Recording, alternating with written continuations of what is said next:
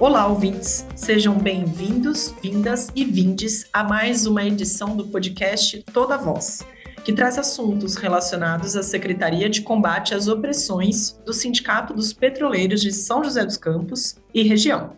Eu sou a Raquel Lima, jornalista do Sindipetro. A Lei Maria da Penha completou 19 anos no mês de agosto. Ela foi sancionada em 7 de agosto de 2006 pelo presidente Luiz Inácio Lula da Silva. Com 46 artigos em 7 títulos, ela cria mecanismos para prevenir e coibir a violência doméstica e familiar contra a mulher, em conformidade com a Constituição Federal e tratados internacionais ratificados pelo Estado brasileiro, como a Convenção de Belém do Pará, Convenção sobre a eliminação de todas as formas de discriminação contra a mulher. Mas parece que tirar a lei do papel ainda é um desafio de toda a sociedade. Segundo a 19ª edição do Anuário Brasileiro de Segurança Pública, as estatísticas de feminicídio bateram novamente o recorde, com aumento de 0,7% de casos em 2024, em comparação a 2023. Foram 1.492 mulheres assassinadas por sua condição de gênero. E para explicar um pouco mais sobre a lei e seus desafios, no Brasil e na nossa cidade, aqui em São José dos Campos, vamos conversar hoje com Marcela de Andrade, mulher indígena, feminista, promotora legal popular, educadora em direitos humanos, diretora executiva do Centro Dandara, doutora honoris causas e ex-diretora de políticas para mulheres do município de São José dos Campos. Seja bem-vinda, Marcela. Olá, boa tarde a todos, todas e todes. Estamos aqui para conversar um pouco sobre o Agosto Lilás, sobre a Lei Maria da Penha, esse mês que é importante para fortalecer a nossa luta. Legal, obrigada, Marcela. E também estamos com a Fabiana Costa do Amaral, advogada, diretora também do Centro Dandara, de Promotoras Legais Populares, membro do Conselho Municipal dos Direitos da Mulher e do Conselho Municipal de Segurança Alimentar.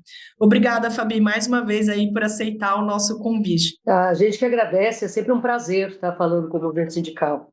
A Fabi já está completando a figurinha dela aqui no podcast, é o segundo podcast dela aqui com a gente. E do Sindipetro, hoje a gente está contando com a presença do diretor Adam Suzuki. Tudo bem, Adam? Olá, pessoal, ouvintes, tudo ótimo. Estamos aí, né? Participar de mais um e vamos que vamos. Vamos que vamos. Caro ouvinte, lembrando que este podcast é sempre dividido em 2 partes. Uma que vai ao ar nesta semana e a outra na semana que vem. Fiquem ligados que a gente divulga no site, nas redes sociais. Eu queria começar explicando um pouco mais da Lei Maria da Penha, porque eu acho que muita gente sabe só o básico ou não entende toda a amplitude dela, né? O respaldo que a lei dá no combate à violência contra a mulher. Quem que quer começar aí? Marcela, Fabi? Você fala do contexto histórico. Então, né, nós estamos aqui neste momento fazendo o primeiro papel da Lei Maria da Penha, que é prevenir, né? Então, toda vez que a gente conversa com a lei, sobre a lei, a gente está fazendo esse primeiro papel de educação, de divulgar a lei como forma de prevenção. Então, é prevenir, punir e erradicar a violência contra as mulheres. Acho que a maioria das brasileiras, dos brasileiros, conhece a história da Maria da Penha, né? A mulher que foi vítima de violência, de um marido que... Aí, assim, a gente começa a falar que a violência contra a mulher ela é democrática, não era numa casa de um pobre, né? Era de um casal pobre. Era de uma família de classe média, estudada, ele professor, ela também é biomédica, ele professor de universidade. E aí acontece essa questão da violência na vida de Maria da Penha por 2 vezes. Ela fez toda a questão da representação dentro do Brasil e não foi ouvida. Então, ela remeteu essas negativas, né, para o órgão internacional, e que o Brasil foi condenado a criar um organismo específico, né, uma lei específica para tratar da questão das mulheres, da violência contra as mulheres. E o Brasil não considerava, né, os próprios tratados que você falou no início aí da conversa, do CIDAW, da Convenção de Belém do Pará, e também foi um movimento muito grande para que essa lei fosse criada, né? Nós participamos da primeira Conferência Nacional de Política para as Mulheres, e lá foi a primeira tarefa que saiu, foi criar esse mecanismo. E como a gente também precisa de governos sensíveis, né? Na época o governo Lula, através da proposta da deputada federal do Rio de Janeiro, a Jandira Fegali, ela entrou com um pedido, né, dessa lei, da Lei Maria da Penha, e a gente sabe que a Lei Maria da Penha é uma das 5 melhores leis do mundo, né? Leis do mundo. E a gente, mesmo que a gente fale todos os dias, a gente ainda tem muito que falar sobre a lei, né? Sobre o entendimento. Ela é bastante didática, ela traz no seu contexto a tarefa de cada um, de cada uma, principalmente dos governos. E aí a gente sabe que a leitura nem sempre é muito favorável para a gente em relação à lei, né? Porque cada um cumprisse a sua tarefa, a gente teria uma lei mais efetiva. Mas é isso, a gente tem que falar todo dia sobre ela, tem que lembrar que a gente existe, tem que lembrar que a nossa luta é todo dia e continuar, né? Só um adendo. A parte mais interessante dessa lei é que ela não foi uma lei feita por alguém populista, para chamar atenção e que eventualmente não sabe a respeito do assunto. Ela foi feita por pessoas, por organizações, advogadas, organizações da sociedade civil, que efetivamente trabalham com o acolhimento, com o cuidado, atendimento de mulheres em situação de violência doméstica. Então, a preocupação da lei não é necessariamente a repressão. A preocupação da lei é o acolhimento a essas mulheres. O que vale lembrar, que a gente sempre fala, que o direito penal ele não se incomoda com a vítima.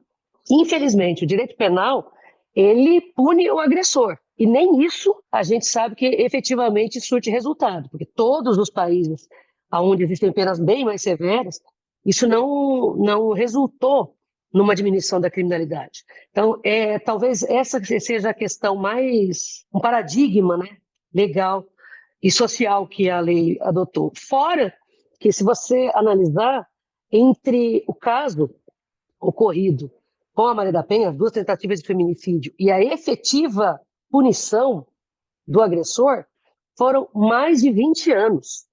Foram 26 anos, na verdade. E esse tipo de coisa assim, equivale a uma não justiça. Não interessa quanto tempo a pessoa vai ficar presa. Interessa mais se efetivamente vai haver uma resposta estatal. Então, eu destacaria esses 3 elementos da lei, que foi realmente uma novidade. Sim, bacana.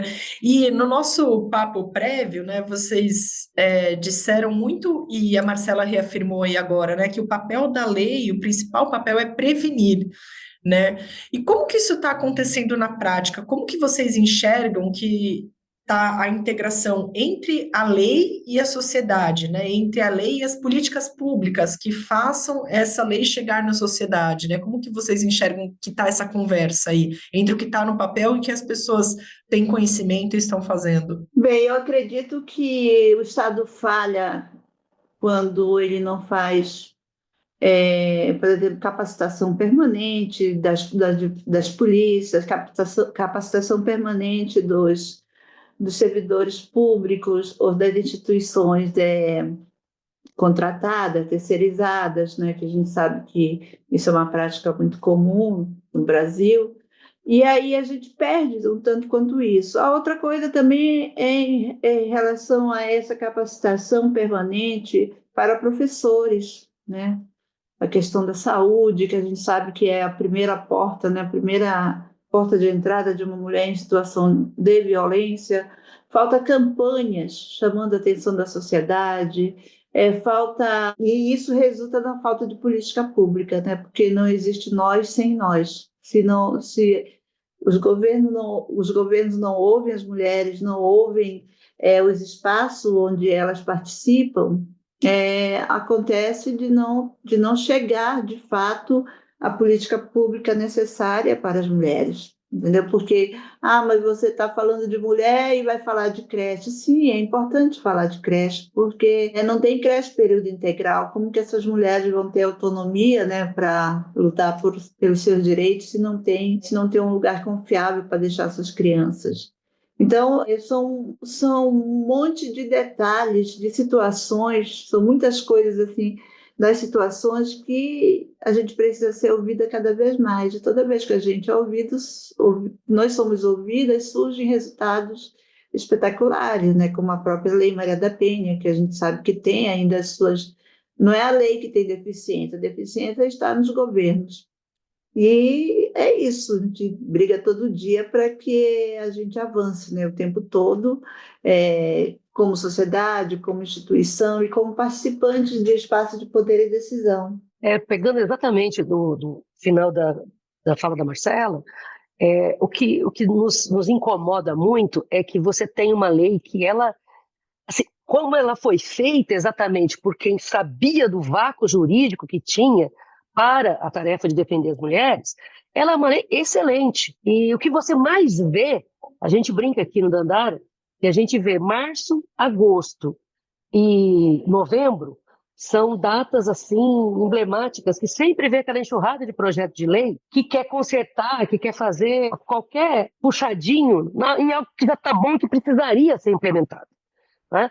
Eu acho que a conquista da lei foi mais ideológica para as mulheres, que as mulheres podem não ter noção da minúcia da lei, mas você vê que isso já está incorporado. Né?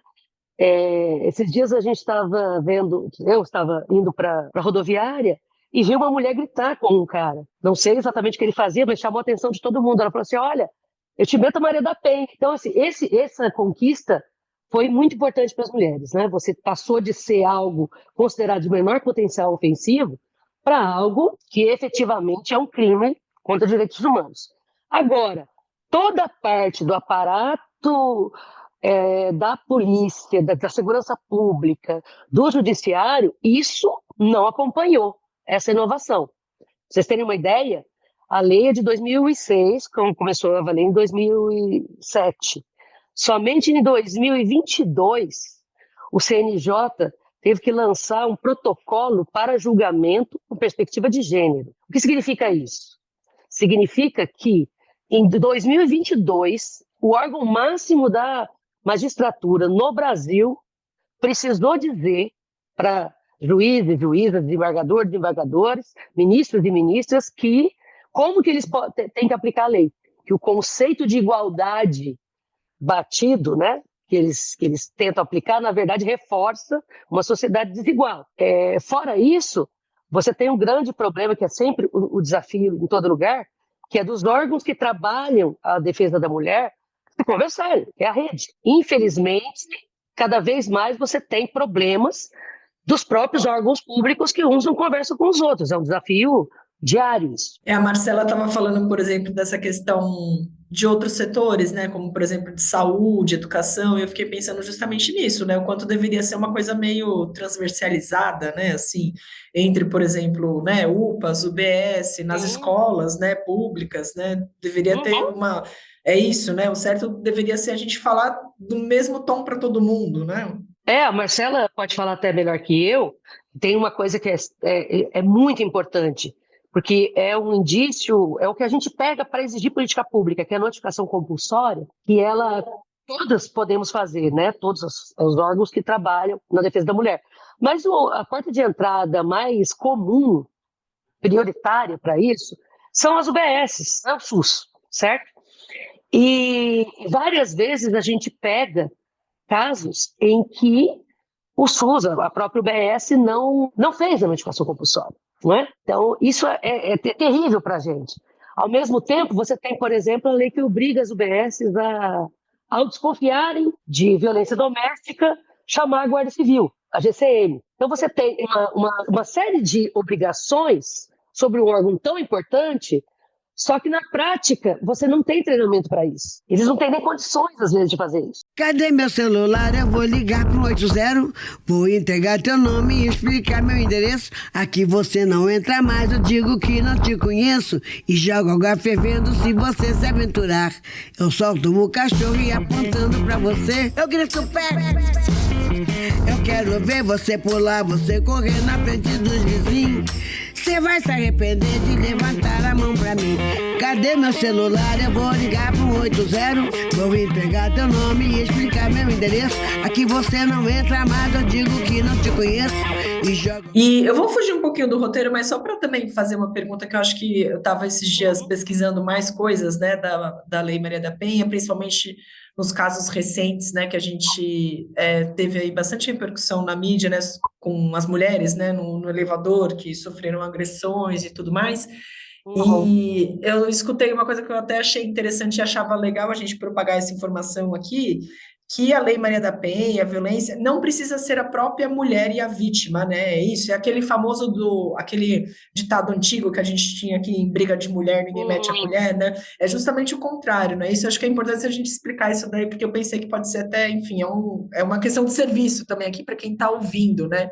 Que qualquer pessoa que vê ou ser testemunha ou saber de alguma coisa pode denunciar isso. Isso foi uma inovação, acho que de 2015 para cá, que foi... A questão era se só a vítima pode denunciar ou não, nos casos de lesão corporal, né, contra a mulher.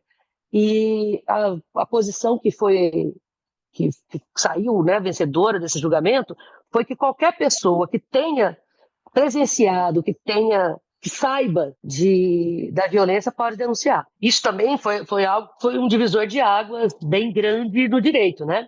Porque todas as questões, vale dizer, só fazendo um parênteses, os crimes sexuais no Código Penal, que era, né, de 1940, ele eram tidos como crimes contra os costumes. E a gente ficava revoltada com isso na faculdade, porque assim, não é o costume de uma mulher que é violentada, é ela, é a sua dignidade sexual que é violentada, né?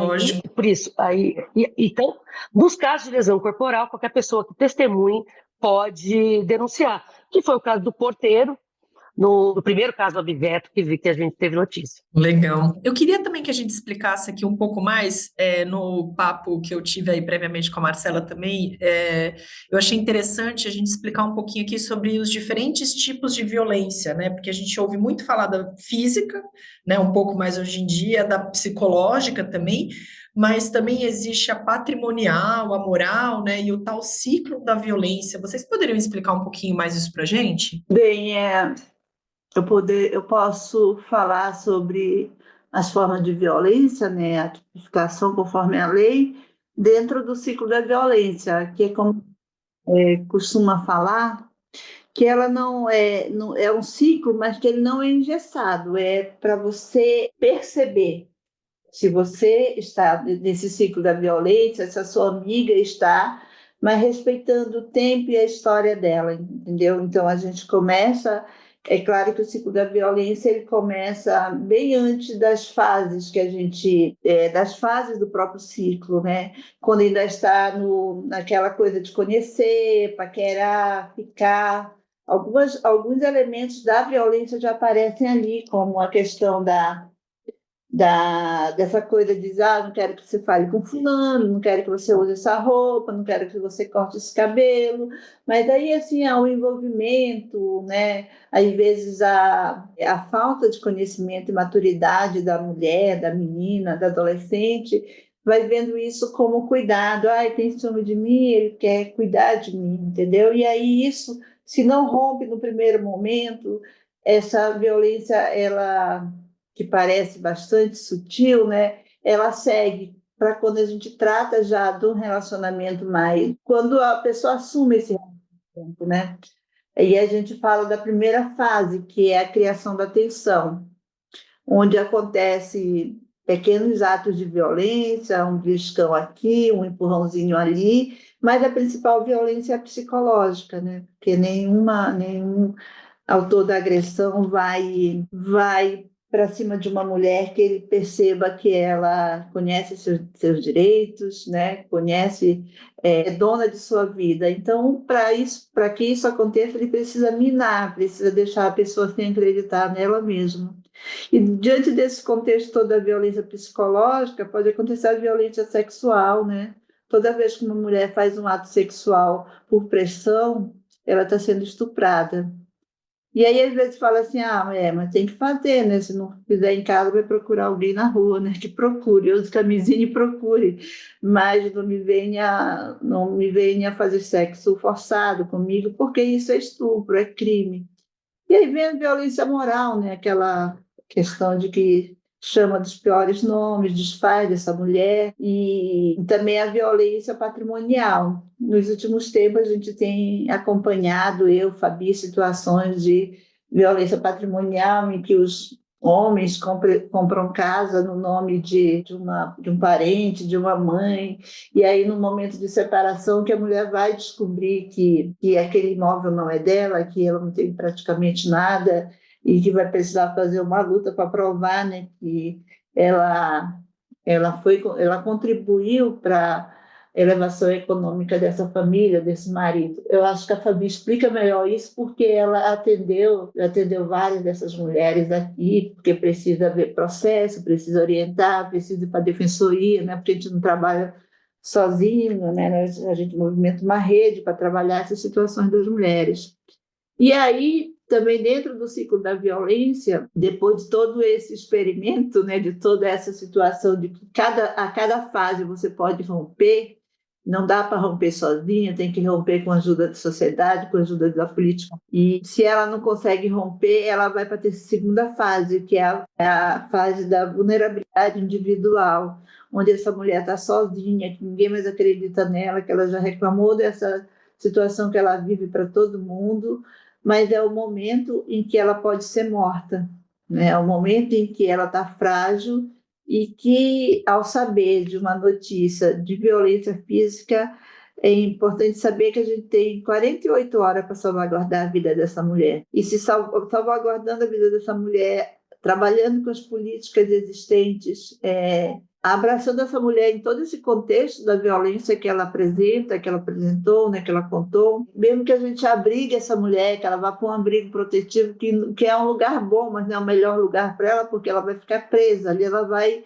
parar a vida dela, porque ela precisa salvaguardar a vida dela, ela vai ficar num espaço que ela vai ter pouco contato aqui fora, e isso é muito difícil para a mulher que tem filhos, que tem adolescentes, né? Por isso que a gente trabalha o tempo todo na prevenção, porque quando chega nessa situação, a gente falhou em muita coisa, como sociedade, como governo. Então, a gente fala que mesmo que a gente abrace ela com todas as políticas existentes, né, e as que a gente cria aqui do nosso jeito, possibilidades, 80% dessas mulheres voltam com seus companheiros. E aí a gente é mais profundo isso, né, essa volta, porque se não quebra o ciclo da violência, ela vai, daqui a alguns dias, retornar, né, aos abrigos, retornar com a questão da violência. E aí, se ela não conseguindo romper, ela volta e vai para a terceira fase, esse ciclo, que é o ciclo, que é a falsa lua de mel, né? A falsa zona de conforto, onde ela acha que está tudo bem, que ela acredita que vai mudar, que não vai mais beber. As amigas, se não tem filho, a sociedade, os amigos cobram, vai ter um filho para completar essa família. Se tem um filho, mas precisa de uma menininha para fazer companhia.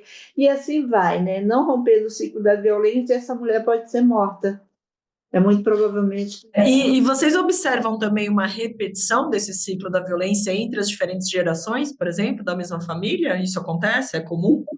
Sim, há uma continuidade, infelizmente. A gente que trabalha com abrigo, mas assim, está trabalhando com abrigo 5 a 6 anos, mas a gente está nesse trabalho desde 2001 como instituição.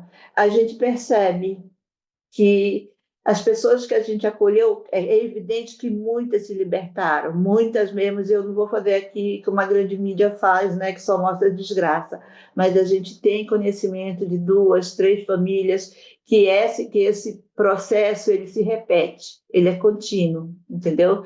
Mas é evidente que a gente salva muitas vidas, muda muitas vidas, e aí é isso que a gente tem que engrandecer, né? Por exemplo, um programa como está acontecendo hoje, o Toda Voz, esse podcast Toda Voz, ele é um podcast que vai mudar a vida de alguém, que vai abrir os olhos de alguém. Então, a gente precisa estar todos os dias tratando também dessa questão da positividade da lei, de quem ela salva, não só de quem ela não consegue abraçar e acaba, né, como uma vítima mesmo da violência doméstica. É importantíssimo mesmo. Fabi, você quer acrescentar alguma coisa, principalmente da violência patrimonial, né, que a Marcela falou, enfim? Chama atenção porque, no final das contas, né, a gente dizia até pouco tempo atrás que a violência a violência psicológica era a violência mais oculta, né? Era mais difícil. Infelizmente, ela vem ganhando mais relevo, né? Está sendo melhor trabalhada. Nós temos mais instrumentos agora para lidar com ela. Agora, a patrimonial, essa, para mim, é a mais oculta e é talvez a mais perversa, porque é muito repetido os casos que a gente pega, né? Posso falar de 2 aqui agora. Uma mulher que foi casada há 20 anos com um homem servidor público, e tem, né, um servidor público com razoável salário, só que ele tomava conta de absolutamente tudo. Tudo, tudo, tudo. Ela nunca pagou uma conta, nada. Ela não tinha controle nenhum do patrimônio dela, não sabia o que tinha, estimava. Para ela sair foi um trabalho muito grande. Agora, a hora que a gente foi fazer a lista dos bens para partilhar, não havia absolutamente nada. Tudo estava no nome da mãe dele. E aí, pior, quando a gente discute isso judicialmente, nós chamamos a mãe, pedimos, né, para o juiz para chamar a mãe, para chamar a mãe em juízo, porque a mulher ganhava um benefício de aposentadoria por idade no valor de um salário mínimo, e ela tinha 3 imóveis no nome dela. Então, era claramente incompatível, né? E o juiz indeferiu. Nós não tivemos condições de fazer a única prova que podia ter, porque nenhum amigo topou testemunhar. Amigos que sabiam que ele também relatava isso, né? Gabava-se disso, né? Da violência perpetrada.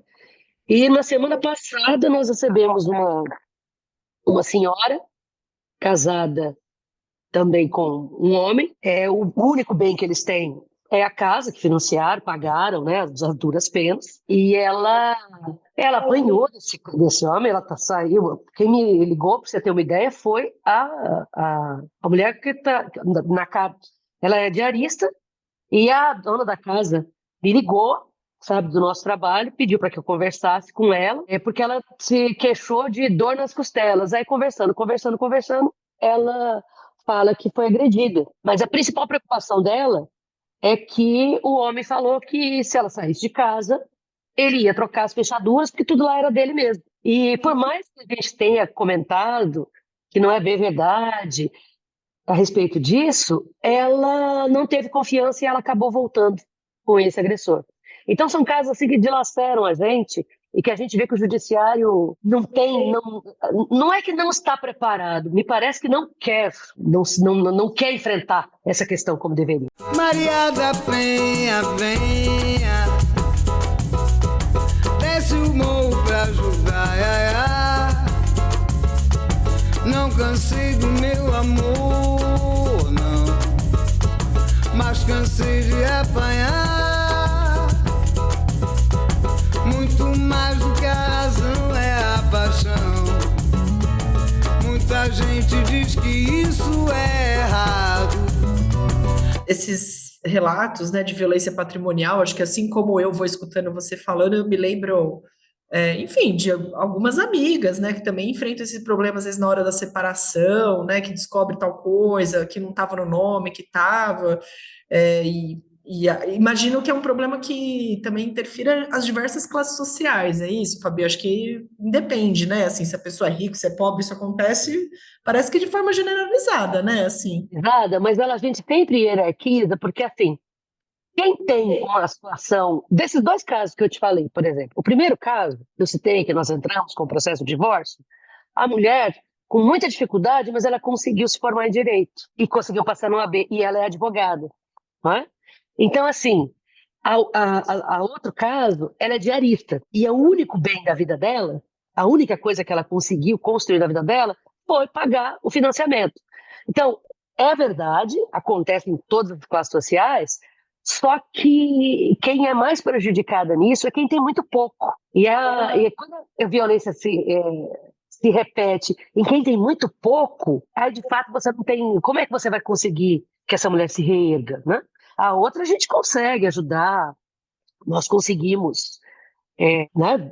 Ela conseguiu um apartamento para ela morar, está seguindo a vida dela, mas e essa diarista que com medo de ficar sem o único bem dela, prefere fica em risco, não é? Então, eu sempre digo Sim. isso, é verdade, ocorre em todas as classes sociais. Só que do barco que está afundando, a gente tem que ser sempre com mais vulneráveis, essa situação também a gente tem que olhar mais para os vulneráveis. É a mesma Tanto para... situação, né? É. Beleza, Fabi. Ô, Adam, e aqui também a gente sempre gosta de trazer alguns pontos, né, para dentro da realidade, né, dos petroleiros e petroleiras, que também, né, são um público aqui também do sindicato. Dentro da Revap ou da Petrobras, existe ou já existiu alguma política de conscientização, tanto da Lei Maria da Penha ou contra a violência da mulher, né? Como que esses temas, assim como a gente estava falando, né, das políticas públicas e etc., como que está esse tema aí dentro da Petrobras e da Revap? Então, Raquel, eu até fui procurar quando a gente conversou sobre o tema, e assim, eu me recordo de campanhas que acontecem geralmente próximo das datas mais importantes, mas política exatamente ainda não existe voltada diretamente para o tema. Existe toda uma estrutura, né, de ouvidoria e acolhimento a assuntos como assédio sexual e tudo mais, mas esse é um tema ainda muito pouco discutido e muito sensível e que há uma grande dificuldade de se tratar dentro do âmbito do trabalho, né?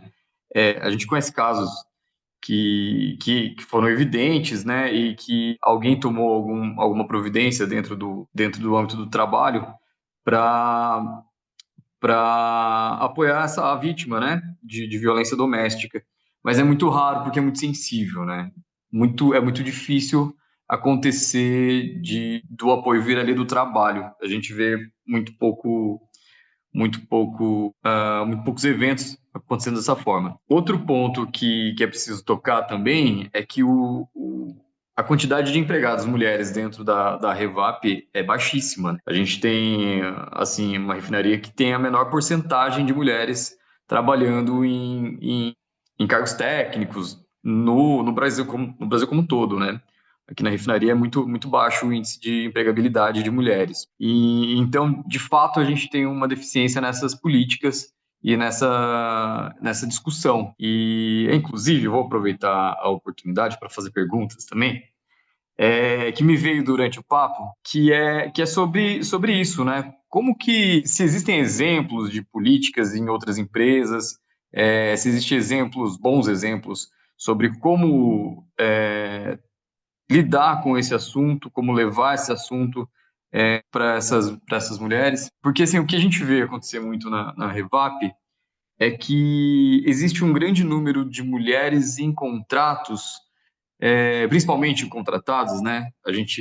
O universo feminino dentro da Petrobras, dentro dos empregados próprios concursados, é muito pequeno, né? Coisa de 17% nacionalmente, mas aqui na Revap chega a 13%, coisa do tipo. Então, a gente tem um universo muito maior entre as contratadas, né? As empresas contratadas, prestadoras de serviço. E aí a minha pergunta é sobre essa forma de lidar, né, com a violência doméstica, né, e como seria o caso de abrir essa fronteira, né, porque é muito difícil conversar e acessar, né, essas questões dentro do trabalho, né. E, por outro lado, a gente tem uma questão de empregabilidade de mulheres que é muito sensível. A gente tem muita dificuldade de abrir esses espaços para as mulheres, principalmente em cargos técnicos mais específicos. Então, o que a gente vê? A gente vê que tem muitas mulheres mais em setores do cuidado dentro do trabalho, na área de limpeza, na área de refeitórios, né, na área de secretariado. A gente vê muito, né, essa repetição desses padrões. Enfim, fica a pergunta aí de como que a gente poderia trabalhar nesse sentido, de abrir todos os espaços para as mulheres e inclusive, né, para abrir espaço para essas mulheres que estão se reconstruindo, né, dentro desse processo, que foram vítimas de violência e tudo mais. Enfim, eu abri um monte de coisa aqui, a gente poderia conversar um pouco sobre isso. Então, Adam, boa tarde. Essa questão da boa prática nas empresas, eu acho que deveria existir setores que trabalhassem com comunicação direcionada a campanhas internas, né? Existe a CIPA, com certeza, na Petrobras. E eu lembro do tempo em que a Rosa Miranda trabalhou como uma assessoria, e eu não lembro exatamente, e que ela trabalhava levava bastante palestras para dentro desse espaço da Petrobras, para trabalhar diversas formas de violência, racismo e tal. Eu vejo assim, que é muito mais profundo também, porque se você não vê uma mulher com poder de decisão dentro da Petrobras, só vê os homens, tanto na área administrativa como na questão sindical, é muito difícil a gente se ver pertencente a esse espaço, entendeu? Então, é muito profundo, é algo que precisa ser estudado, né, a fundo mesmo, para saber de que forma a Petrobras, a Revap, pode incidir nas políticas internas para a questão das mulheres. Você falou da empregabilidade. Eu cadastrei mais de 20 mulheres no pátio da Petrobras, na parada técnica da Petrobras. Nenhuma das nossas mulheres foram chamadas. Evidente que tem a parte da conservação, limpeza e restaurante, mas nós temos técnicas de segurança do trabalho. Ninguém foi chamado, entendeu? Então, quando eu falo para você que é mais profundo, é porque o negócio, como fala assim, o buraco é mais embaixo, né? Precisa de algo que seja bastante relevante dentro desse trabalho, que tenha a relevância que o trabalho da questão das mulheres exige, né? Porque senão a gente vai ficar falando pontualmente sobre isso, sobre aquilo, e a gente não dá conta, né? Essas coisas não são pontuais, elas devem ser tratadas como política interna. Eu acho que é muito desbravador ter esse tipo de trabalho, entendeu? Para que a gente consiga melhorar a vida das mulheres, porque com certeza deve ter muitas mulheres sofrendo violência, mas elas não têm esse espaço de acolhida. Deixa só eu fazer um acréscimo aí no que a Marcela estava falando. Desde 2022, a norma regulamentar número 5 do Ministério do Trabalho, que trata especificamente das comissões internas de prevenção de acidentes, agregou como obrigação, como parte dos deveres dessa comissão, o cuidado com o assédio, o encaminhamento do assédio. Tanto que agora elas se chamam Comissões Internas de Prevenção de Acidentes e Assédios. E, infelizmente, o movimento sindical não está se apropriando dessa nova atribuição como deveria, não é? Tanto que, inclusive, foi semana retrasada, foi o Encontro Nacional de Cipeiros, realizado pela Fundacentro, em conjunto com as centrais sindicais, e esse foi um tema. Tanto que vai sair um documento nacional a respeito disso. Então, veja, primeiro que CIPA é estratégico para a proteção do trabalhador e da trabalhadora, certo? Dentro dessa estratégia fundamental, que é a gente se apropriar da CIPA, criar espaços seguros, porque o que uma mulher que sofre qualquer tipo de violência no trabalho quer? Entenda o assédio não só como assédio sexual, como assédio moral também, da qual as mulheres são, estatisticamente, pelo que aparece, o maior número de vítimas são mulheres, né? Ela espera que ela tenha um lugar seguro, que ela possa relatar e que ela não vá ser punida a respeito disso, porque até isso a gente tem estatística na Justiça do Trabalho que quando uma mulher denuncia, está vítima, a primeira que vai ser demitida ou transferida é ela, não é o assediador, certo?